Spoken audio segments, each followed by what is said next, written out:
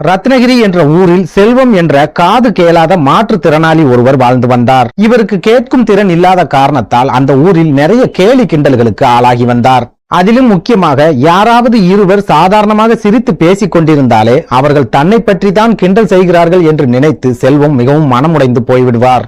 நாட்கள் செல்ல செல்ல தன்னை கேட்கும் திறனற்றவனாக படைத்த இறைவன் மேல் செல்வத்திற்கு கடுமையான கோபம் ஏற்பட்டது.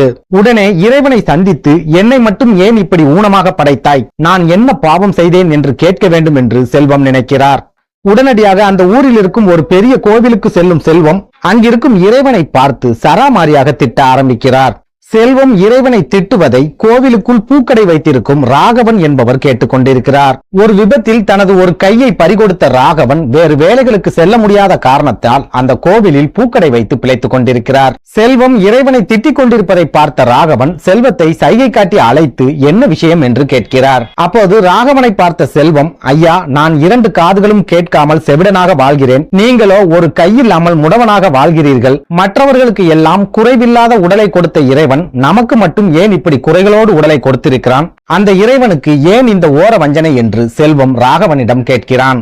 செல்வத்தின் அறியாமையை புரிந்து கொண்ட ராகவன், ஐயா, உங்களால் மற்றவர்கள் பேசுவதை கேட்க மட்டும்தான் முடியாது, ஆனால் பூக்களை பறிக்க முடியும், பூக்களை மாலையாக கோர்க்க முடியும், அந்த மாலையை இறைவனுக்கும் சாத்த முடியும்.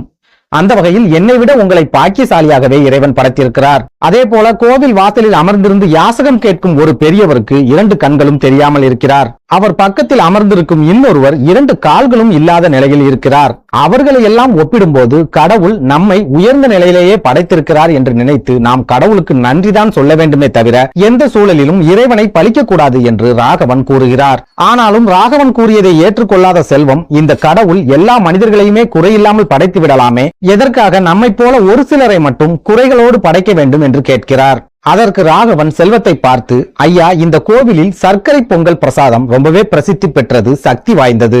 அதனை தயார் செய்யும் பண்டிதருக்கு எந்த குறையுமே இல்லை என்று எல்லோரும் சொல்கிறார்கள்.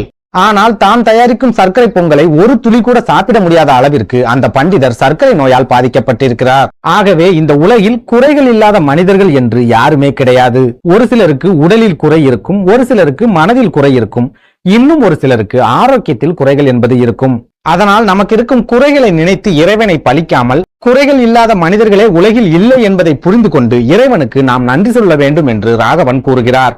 ராகவன் சொன்னதையெல்லாம் கேட்ட செல்வத்திற்கு இறைவன் மேல் இருந்த கோபம் முழுமையாக விலகுகிறது. உடனே கருவறையை நோக்கி ஓடும் செல்வம் இறைவனை மனதார வேண்டி இந்த பிறப்பை கொடுத்ததற்கு நன்றி இறைவா என்று கூறுகிறார்.